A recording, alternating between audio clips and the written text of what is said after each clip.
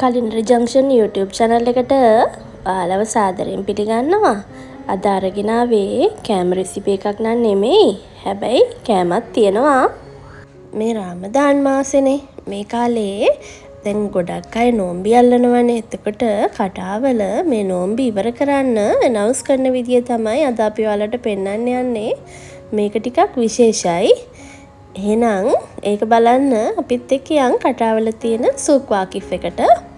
එහෙනම් එන්නකො මේ පැත්තට.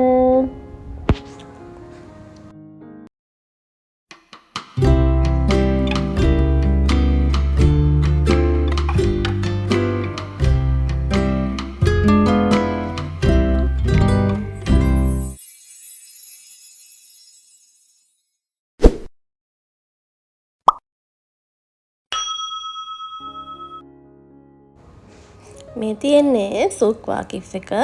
මේක ඉතින් එක පැති වලින් එන්න පුළුවන්. මේ එන්න පුළුවන් එක පැත්තක්.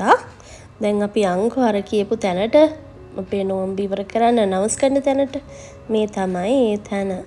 පේනවා නේද? මිනිස්සු ගොඩාක් ඇවිල්ලා වට වෙලා බලාගෙන ඉන්නවා. ඔය ලොකු බෑග් වලින් අරගෙන ඔය බෙදන්නේ පොඩි අයට සෙල්ලම් බඩු. ඊට කලින් ඔය නෝම්බි ඉවර කරන්න ඕනි කරන පොඩි ස්නැක් එකක් එහෙම තින්න මිනිස්සුන්ට බෙදලා දෙනවා. ඒ ටික නම් මට වීඩියෝ කරගන්න බැරි වුණා. අපි යනකොට පොඩ්ඩක් පරක්කු වෙච්ච හින්දා. දැන් මේ කැබ් එකකින් අරගෙන එන්නේ මේගොල්ලෝ නෝම්බි ඉවරයි කියලා අනවුන්ස් කරන්න ගන්න එක තමයි. ඔන්න බලන්නකො මොකක්ද ඒ කියලා.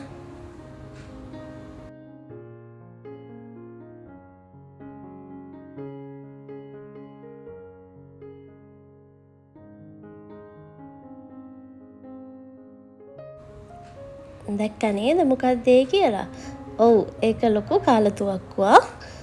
ඕකින් වෙඩි තියලා තමයි ඒගොල්ලෝ අනවුන්ස් කරන්නේ දැන් පාස්ටිං ඉවරයි එහෙනම් කෑම කන්න පුළුවන් කියලා.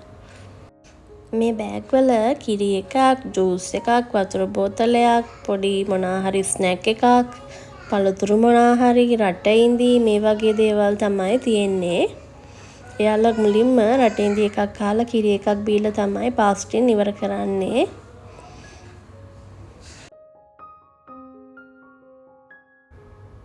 ඔන්න දැන් විනාඩියක් විතර තමයි තියෙන්නේ මේක අනවුන්ස් කරන්න. ඔන්න දැන් එයාලා මේ වගේ සීරුවෙන් හිටගෙන මෙහෙම බලන් ඉන්නවා. ඉන්න මිනිස්සුත් ඔක්කොම වට වෙලා බලන් ඉන්නේ කීයටද මේක ඉවර වෙන්නේ කියලා.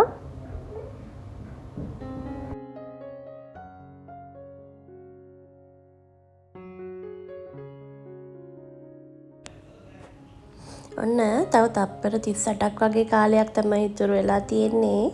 මම මෙතනින් එහා කොටස් මියුට් නොකරම තියෙනවා. ඔයාලට ඒ අත්දැකීම ඒ විදිහටම ගන්න ඕන නිසා. එහෙනම් බලන්නකෝ කොහොමද මෙයාලා මේක මෙච්චර විශේෂ විදියට අනවුන්ස් කරන්න කියලා. 5 4 3 2 1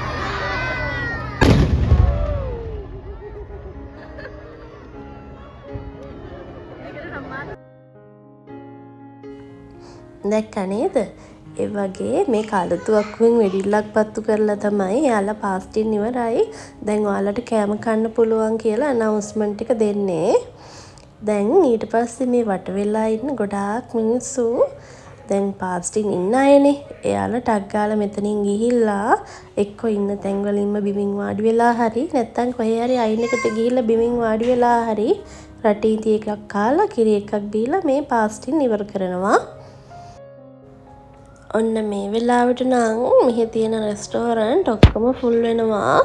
ගොඩක් පොඩි පොඩි කඩවල් කරන කට්ටියත් මම දැක්කා. එයාලා කෑම විකුණන එක නවත්තලම කෑම කනවා.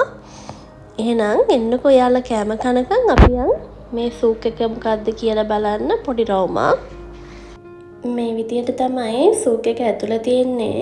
මේක ඇත්තටම මෙයාලගේ ට්‍රැඩිෂනල් මාකට් එක. ඔයාලට මෙතනින් මෙයාලට ආවේනික බඩු ඕන දෙයක් ගන්න පුළුවන්.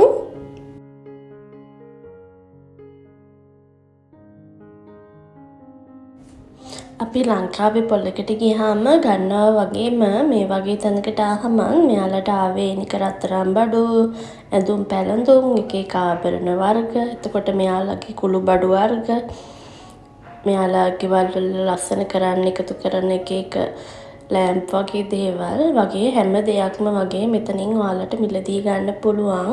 මේක ඉතින් විදේශයක ඉඳන් එන කෙනෙක්ට නම් මෙයාලගේ සංස්කෘතිය ඉගෙන ගන්න තියෙන හොඳම තැනක්. මේකෙම තියෙනවා ඇනිමල් මාකට් එකක්. මේකේ එක එක විදිහේ සත්තු අපිට මිලදී ගන්න පුළුවන්. කූඩු වර්ග, එතකොට සත්තුන්ට දෙන කෑම වර්ග හැම දෙයක්ම වගේ මෙතන තියෙනවා. මෙතන එක එක කුරුල්ල වර්ග, එතකොට ඉබ්බෝ, මීයෝ, හාවෝ, එතකොට පරවියෝ වගේ, බල්ලෝ, පූසෝ මේ වගේ ගොඩක් සත්තු මෙතනින් ගන්න පුළුවන් ඔයාලට. දැන් අද දවසේ නම් අපි ආවේ නෝම්බි අරින වෙලාවෙනේ. එතකොට හැමෝම කෑම කන්න ගිහිල්ලා නිසා ගොඩක් කඩවල් වහලා තමයි තිබුණේ. මේ ඉඳපු ටික දෙනෙක් තමයි මං ඔයාලට පෙන්නන්නේ.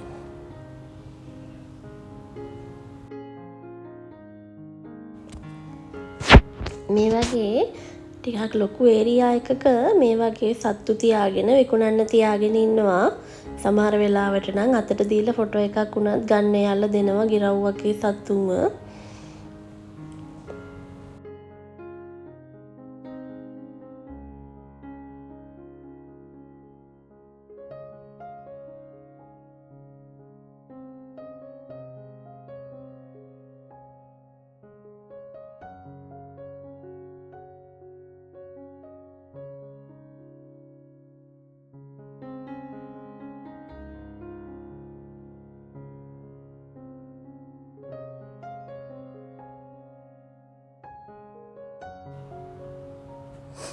දැන් අපි මේ සූකිකේ රවුම ගියානේ. දැන් එහෙනම් යන් මොනා හරි කන්න.